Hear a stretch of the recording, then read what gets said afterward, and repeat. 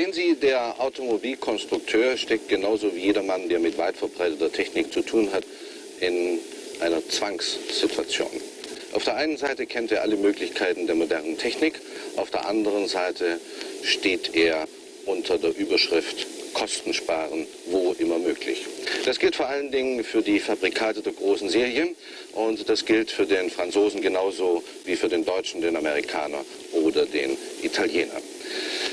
Das ist mit ein Grund, warum in den letzten Jahren die Autos immer ähnlicher wurden und umso interessanter ist es festzustellen, dass vor allen Dingen die Franzosen es schafften, sich doch einen gewissen individuellen Stil zu bewahren, an der Spitze die Konstrukteure von Renault.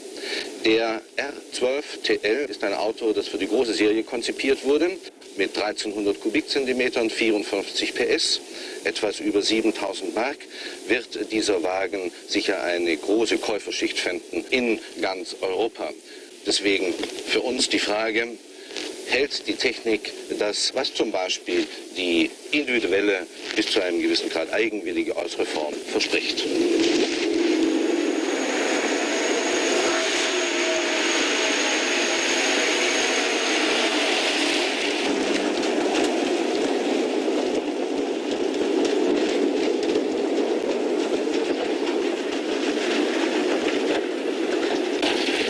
Über den Fahrkomfort der in den letzten Jahren bei Renault erschienenen Typen konnte man sich nie beschweren. Ganz im Gegenteil.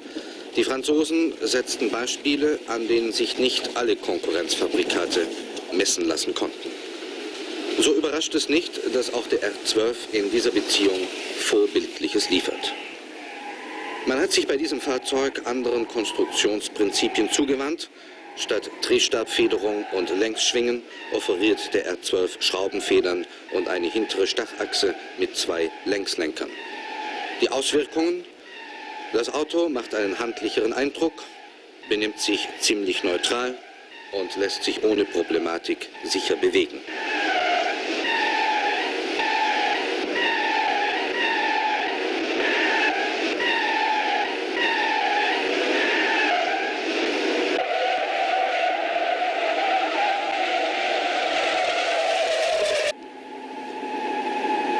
Das Fahrverhalten ist rundum gut, eine präzise Lenkung gewährt die notwendige Unterstützung.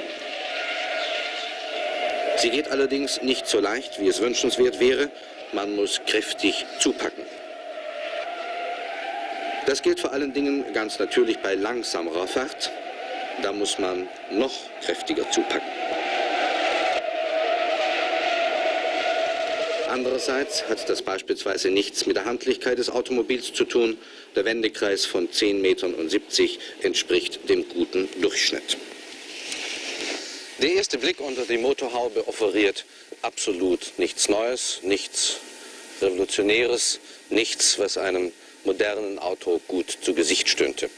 Ganz im Gegenteil, die Maschine ist ein alter Bekannter vom R8 und vom R10.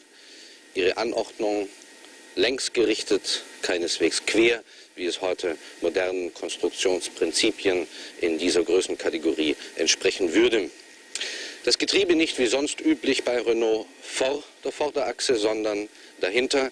Das hat ohne Zweifel den Vorteil, dass dieser Motorraum etwas übersichtlicher und handlicher wirkt als sonst. Der Motor selbst, ein Vierzylinder in Reihe, wassergekühlt natürlich, entwickelt 54 PS bei 5250 Umdrehungen. Das klingt nicht allzu viel. Wir werden seine Leistung gleich prüfen. Alles in allem kann man sagen, im Westen nichts Neues.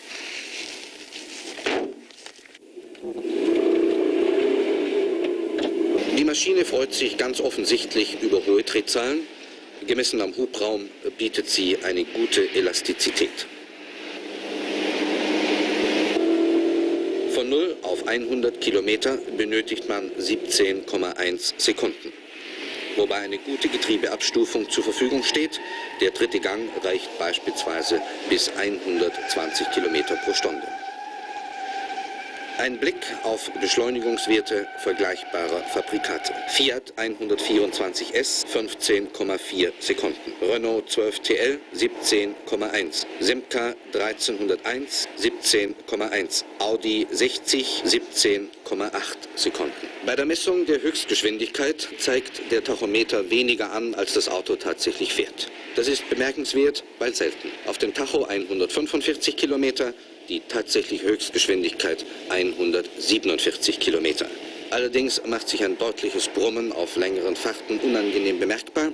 Der Fahrkomfort wird dadurch deutlich gemindert. Innengeräuschmessung bei 100 Kilometern 76 Pfund. Die ganze Konzeption des Wagens fordert keineswegs zum forcierten Fahren heraus. Trotzdem lassen sich mühelos anständige Durchschnitte erreichen. Der R12 antwortet darauf mit guten Verbrauchswerten. Auf der Autobahn 10,9 Liter auf 100 Kilometer.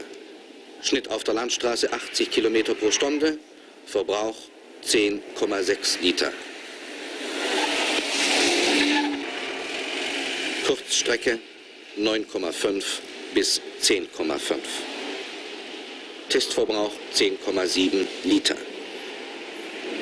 Ein Blick auf andere Typen ergibt Folgendes. Audi 60 10,4 Liter. Fiat 124S 10,6. Renault 12 TL 10,7. Simca 1301 12,0 Liter.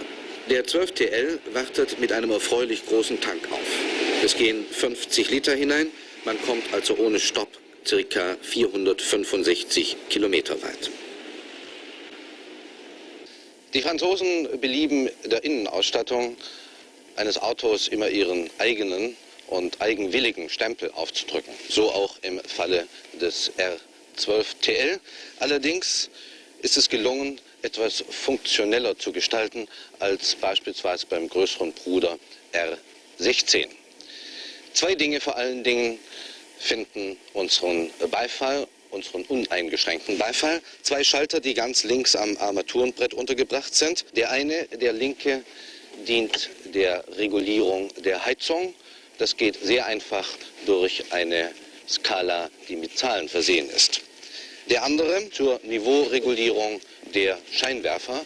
Sehr einfach, wenn der Wagen stark beladen ist mit 4 Personen und noch viel Gepäck, dann ragen ja die Scheinwerfer immer in die Höhe und mit einem ganz kleinen Handgriff kann man dann das Licht so regulieren, dass der Entgegenkommende erstens nicht geblendet wird und zweitens das Licht für den Fahrer selbst noch die richtige Richtung einhält.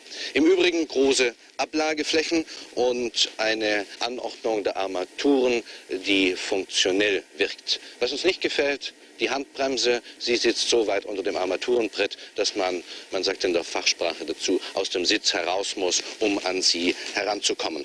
Noch ein Wort zu den Sitzen. Sie haben das, was man eine gute Seitenführung nennt, wichtig bei rascher Kurvenfahrt. Und im Übrigen ist das Auto bzw. der Innenraum dieses Autos so gestaltet, dass man auch auf langen Fahrten mit ermüdungsfreiem Fahren rechnen kann. Auch wenn man voraussetzt, dass der R12 4 Personen auf langen Strecken bequem Platz bietet, eine fünfte indessen für Ungemütlichkeit sorgen würde, lässt sich die Unterbringungsmöglichkeit für Gepäck nur als beschränkt bezeichnen.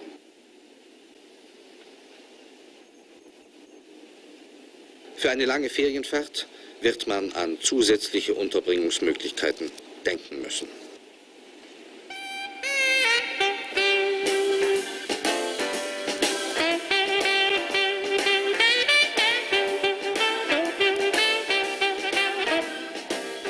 Der R12 TL kostet ca. 7.300 Mark. Die beiden Buchstaben TL stehen für eine rundherum vernünftige Ausstattung. Sie beinhaltet alle notwendigen Extras und ist gemessen an der Grundausführung des Wagens, die R12 heißt, sicher das vernünftigere Angebot. Im Übrigen, der Wagen ist unauffällig, gut proportioniert, in seinen Abmessungen auf Zweckmäßigkeit geschneidert. Bevor unser Testobjekt einer Kaltstartprüfung bei 15 Grad minus unterzogen wurde, waren alle in diesem Zusammenhang notwendigen Funktionen überprüft worden. Denn die Erfahrung lehrt, dass ein Wagen, der nicht voll in Schuss ist, bei solchen Minustemperaturen in den meisten Fällen streiken wird.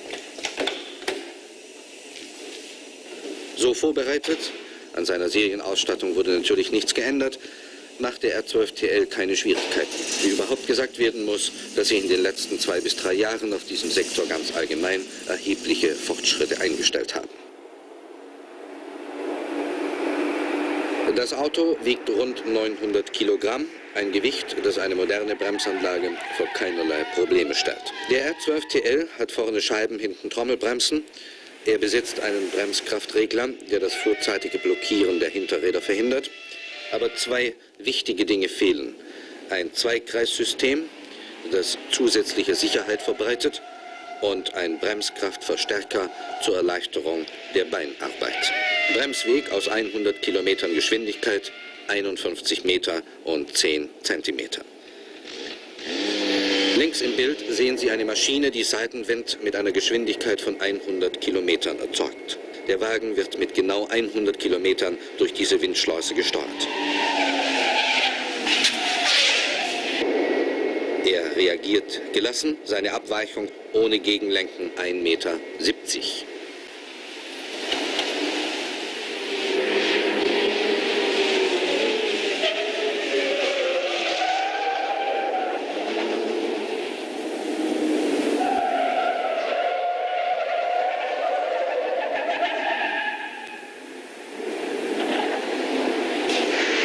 Auf überfluteten Straßen wird der Renault-Fahrer aller Voraussicht nach mit dem Motor keine Schwierigkeiten haben. Der ist von Spritzwasser völlig unbeeindruckt und arbeitet einwandfrei. Stattdessen ist mit nassen Füßen zu rechnen und auch bei starkem Regen scheint uns die Verarbeitung nicht immer ausreichend. Wasser im Kofferraum ist zum Beispiel sicher nicht jedermanns Sache.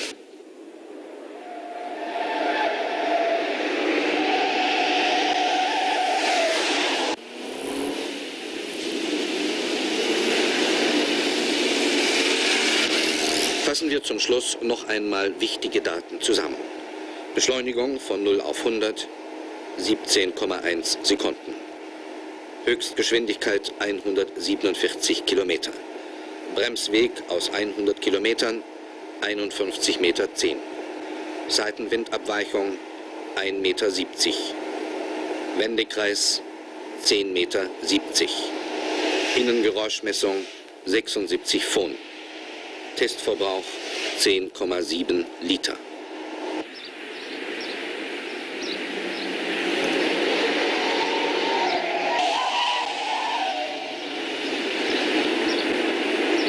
Wir haben zu Beginn die Frage gestellt, inwieweit die individuelle Form des Wagens tatsächlich mit der Technik, die präsentiert wird, zurechtkommt. Das lässt sich im Grunde genommen positiv beantworten. Wir haben keinen Zweifel daran, dass der R12 nach modernen Gesichtspunkten konzipiert wurde. Eine Einschränkung lässt sich allerdings nicht vermeiden. Wir sind nicht mehr ganz sicher, ob die gute konstruktive Seite auch ein Pendant in der Fertigung findet. Das heißt mit anderen Worten, in der Fertigung, also in der Produktion, im Finish, in der Sorgfalt der Endfertigung, scheinen uns bei diesem Wagen noch einige Mängel zu sein, die unter allen Umständen abgestellt werden müssen.